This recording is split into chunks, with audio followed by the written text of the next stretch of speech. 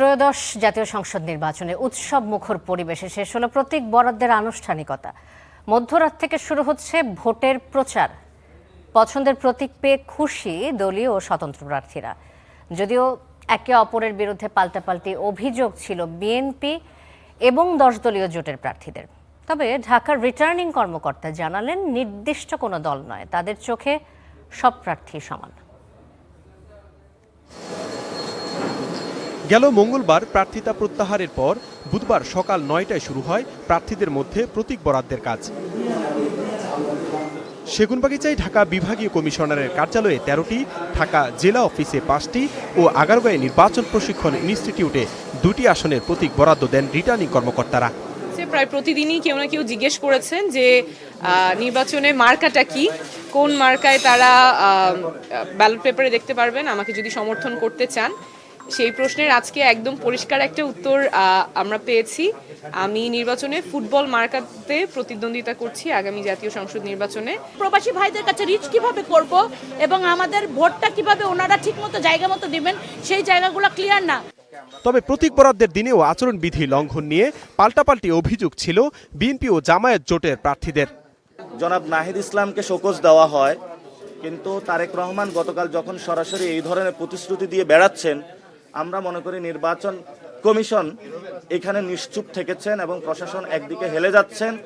এখানে বৈষম্যমূলক নীতি হচ্ছে, অর্থাৎ তারেক রহমানের বেলায় এক নীতি আর অন্যান্য প্রার্থীদের বেলায় এক নীতি। বাংলাদেশ জামাত ইসলামী প্রথম থেকেই নির্বাচনী আচরণবিধি মেনে চলার ব্যাপারে আমরা সবচেয়ে বেশি দায়িত্বশীল ভূমিকা পালন করেছি। একটা বিশেষ দলের পক্ষ থেকে সন্ত্রাসী লেলিয়ে দেওয়া আছে আমাদের নারী ভোটারদের উপর, আমাদের পুরুষ ভোটার যারা আছেন বা আমাদের দায়িত্ব যারা পালন করছেন।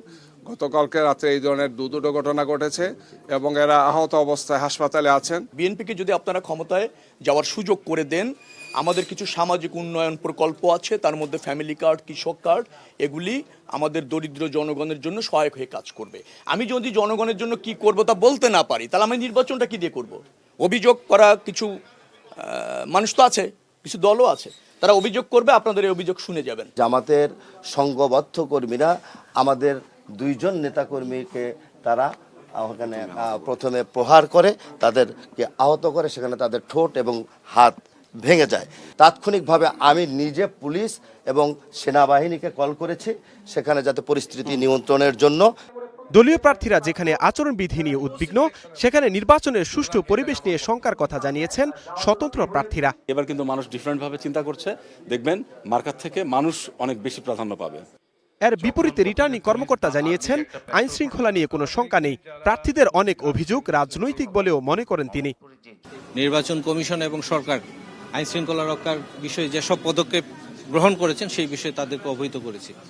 তারাও আমাদের সহযোগিতার আশ্বাস দিয়েছেন। আমরা আশা করি যে আইন শৃঙ্খলার বিষয়ে বড় ধরনের কোনো আশঙ্কা নেই। এখন পর্যন্ত আমাদের কাছে যেসব ইনফরমেশন আছে ভালোভাবেই হবে।